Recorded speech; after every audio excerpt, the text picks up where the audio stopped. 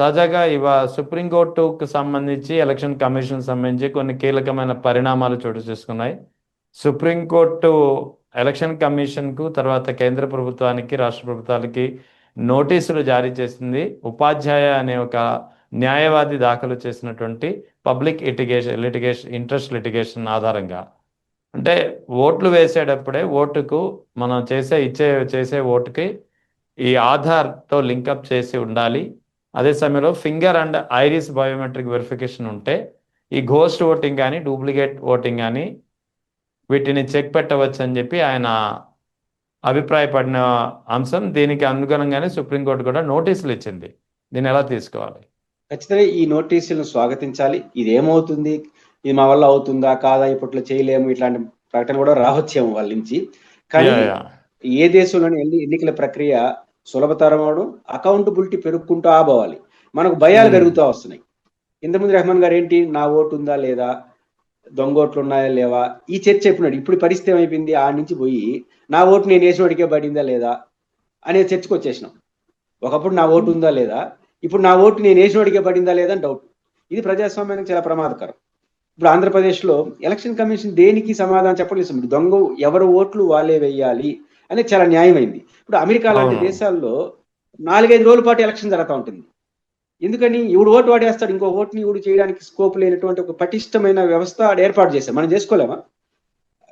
చాలా మనకు అంతరిక్షానికి పోయే స్థాయికి వెళ్ళిపోయిన తర్వాత, సైంటిఫిక్ డెవలప్ అయిన తర్వాత జనాభా ఎక్కువ ఉండొచ్చు కాక, మన ఇప్పుడు ఆధార్ ఉంది. ఆధార్ కార్డు ఇప్పుడు మనకు రైల్వే రిజర్వేషన్స్ లో ఎంత పటిష్టంగా ఉంది. ఆధార్ కార్డు మినిమం లేకపోతే ఇప్పుడు మనకు పాస్పోర్ట్ ఉంది.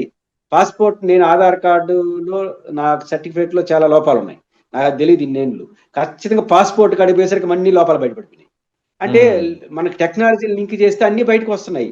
ఇది తెలిసి కూడా ఎలక్షన్ ప్రక్రియలో ఎందుకని మన టెక్నాలజీని ఉపయోగించుకొని ఒక పారదర్శకమైన వాతావరణం తీసుకురావాలని చర్చించాలి. అన్నిటికన్నా మించి దానికి తోడు ఇది జరిగితే రెండో చర్చ వస్తుంది, మనం ఓటు వేసిన వాళ్ళకే ఓటు పడిందా, ఈవీఎం మిషన్లు పర్ఫెక్ట్ గా పనిచేస్తున్నాయా.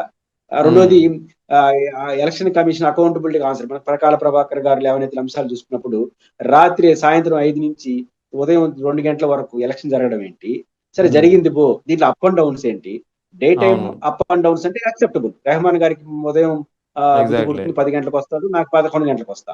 కానీ సాయంత్రం 5 గంటలకు డోర్స్ క్లోజ్ చేసేసిన తర్వాత ఒకే పద్ధతిలో ఉండాల్సినటువంటి ఓటింగ్ ఇంత వైరాస్యం. ఒకసారి 0.5% ఓటింగ్, ఒకసారి 2-3 ఓట్లు, 8%, ఒకసారి 4%.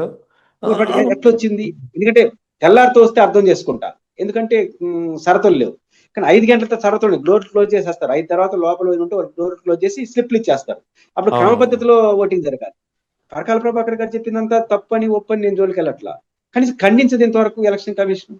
అదే కదా, ఇంత మాల్ ప్రాక్టీస్. 3200 పోలింగ్ బూతుల్లో 52 లక్షల ఓట్లు జరిగిన ఎలక్షన్స్ అంటాడు ఆయన. ఇప్పుడు తమాషా ఏంటి, దీనికి సరైన నేనేమి వైసీపీ వాళ్ళు ఈవీఎంలతో ఓడిపోయినారని, తెలుగుదేశం ఈవీఎంలతో గెలిచారని నేను అన్నాను. బట్ 52 లక్షల ఓట్లు 5 నుంచి రాత్రి వరకు జరిగినాయి. వైసీపీ ఓడిపోయింది కూడా 52 లక్షలు. ఎవరికన్నా ఒక అనుమానం వస్తుంది కదా, ఇదేంద్ర 52 లక్షలు రాత్రి పడింది, ఆ ఓట్లు మన అదే బొత్స సత్యనారాయణ అడిగారు కదా, రాత్రి పడిన ఓట్లతో మేము ఓడిపోయినామని చెప్పారు కదా. అంటే ఇట్లాంటి విమర్శలు ఎందుకు వస్తున్నాయి? పరకాల ప్రభాకర్ లాంటి ఒక పర్సనాలిటీ దేశంలో ఒక పౌరుడు రైజ్ చేసినా కూడా ఆన్సర్ చేయాలి. నేనేమంటే పరకాల ప్రభాకర్ గారు చెప్పింది రైట్ అని చెప్పొద్దండి, రాంగ్ అని చెప్పండి. కనీసం రాంగ్ అని చెప్పి ఎందుకు రాంగ్ అనేది ఎవరైనా ఇచ్చుకోవాల్సిన అవసరం అయితే ఉంది కదా. ఇప్పుడు ఎలక్షన్ కమిషన్ పారదర్శకంగా లేకపోతే అనుమానాలు పెరుగుతాయి. ప్రజాస్వామ్యంలో ఎలక్షన్ కమిషన్ నా ఓటు నేను వేసిన వాడికి పడలేదనే భయం వచ్చేస్తే డెమోక్రసీ కుప్పకూలిపోతుంది, నియంతృత్వానికి దారి తీస్తుంది. ఎలక్షన్ కమిషన్ ఆ విశ్వసనీయత పోగొట్టు చూసుకోవాలి. ఇప్పుడు ఉపాధ్యాయ అనే వారు వేసిన ఈ పిటిషన్ ఆధార్తో స్టార్ట్ అయ్యి ఓటింగ్ వరకు పర్ఫెక్ట్ గా ఉండేట్టుగా సంస్కరణ రాగలిగితే మంచిది.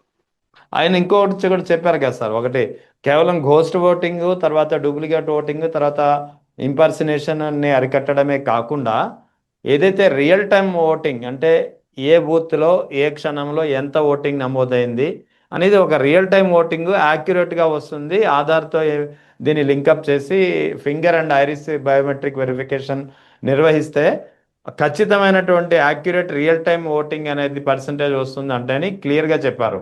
అంటే ఇక్కడ ఎలక్షన్ కమిషన్ రిపోర్ట్ ఆధారంగా పరకాల ప్రభాకర్ గారు రాసిన కథనంలో కూడా మనకు కనిపించినటువంటి అవకతవకలు అవే. ఓ గంట ఒక ఓటింగ్ శాతం, ఒక గంట మరో ఓటింగ్ శాతం. సో ఈ యాక్యురేట్ ఓటింగ్ అనేది ఈ పద్ధతి ప్రవేశపెడితే ఈ రియల్ టైం ఓటింగ్ పర్సంటేజ్ అనేది కనిపిస్తుంది కదా అని అంటారు ఆయన. ఖచ్చితంగా ఇప్పుడు పరకాల ప్రభాకర్ గారి ఆరోపణలకి ఆయన క్వశ్చన్ కాదు, ఇప్పుడు ఆయన చెప్పింది కానీ అమలైపోతే ఇంక సమస్య లేదు కదా, ఎప్పుడు ఎవరు ఓటేసారో తెలిసిపోతుంది కదా. కనీసం సీసీ కెమెరాలు ఉన్నాయి కదా, సీసీ కెమెరాలు ఇప్పుడు పరకాల ప్రభాకర్ ఎలక్షన్ కమిషన్ పట్ల అనుమానాలు ఎందుకు పెరుగుతాయంటే, రెహమాన్ గారు ఇప్పుడు వారు చెప్పింది అమలయ్యేది తర్వాత మీకు సీసీ కెమెరాలు ఉన్నాయి కదా, అయ్యా 2200 పోలింగ్ బూతుల్లో నువ్వు చెప్పిన 5 గంటలు ఇదో ఓటింగ్ సరళి చూసుకో అని చెప్పి ఇవ్వచ్చుగా, పబ్లిక్ చేయొచ్చు కదా. ఇప్పుడు వారు పిన్నెల రామకృష్ణారెడ్డి గారు ఈవీఎంలు కేసులో ఎట వచ్చింది, సీసీ కెమెరాలే కదా. ఇప్పుడు రాత్రి ఈ 3200 పోలింగ్ బూతుల్లో కనీసం ఒక 10 పోలింగ్ బూతుల్లో గ్లేరింగ్ గా ఉండే పోలింగ్ బూత్ ఎంపిక చేసుకుని ఏదో రాత్రి టైం టు టైం ఎన్ని ఓట్లు ఎట్లా పోల్ అయినాయో చూసుకొని చూపించచ్చుగా. సీసీ కెమెరాలు మీ దగ్గర ఉన్నాయి కదా, చేయట్లేదు అంటే పారదర్శకమైన వాతావరణం లేదు. వారు ఉపాధ్యాయ గారి లేవనెత్తిన అంశం కానీ వర్కౌట్ అయితే దొంగ ఓట్లు నివారణ అవుతాయి, ఎవరు ఓటు వాళ్ళే వేస్తారు. 2 ఇట్లాంటి అనుమానాలు కూడా ఆంధ్రప్రదేశ్ లో జరిగిన అనుమానాలు, దేశంలో పరకాల ప్రభాకర్ గారు లేవనెత్తిన అనుమానాలు కూడా ఇంకా స్కోప్ ఫుల్ స్టాప్ పడిపోతుంది. బట్ ఆ చొరవ ఎలక్షన్ కమిషన్ తీసుకోవాలంటే ఎలక్షన్ కమిషన్ ఓటు వల్ల కాదు, గవర్నమెంట్ ఆఫ్ ఇండియా పార్టీలు అంగీకరించాలి. ఎందుకంటే వాళ్ళు సపోర్ట్ చేయడం ఎలక్షన్ కమిషన్ ఇండిపెండెంట్ ఉండదు, దానికి ఖర్చు అవుతుంది, అవన్నీ కూడా వాయిదాలు వేస్తారు. కాబట్టి సుప్రీంకోర్టు ఇచ్చిన ఉపాధ్యాయ గారు వేసిన పిటిషన్ కానీ తీసుకొని సుప్రీంకోర్టు ఇచ్చిన దాన్ని పాటించగలిగితే భారత డెమోక్రసీ ఎలక్షన్ అనేది అత్యంత ప్రజాస్వామ్యబద్ధంగా పారదర్శకంగా మారడానికి అవకాశం ఉంటుంది. Right sir, right. Thank you sir, thank you.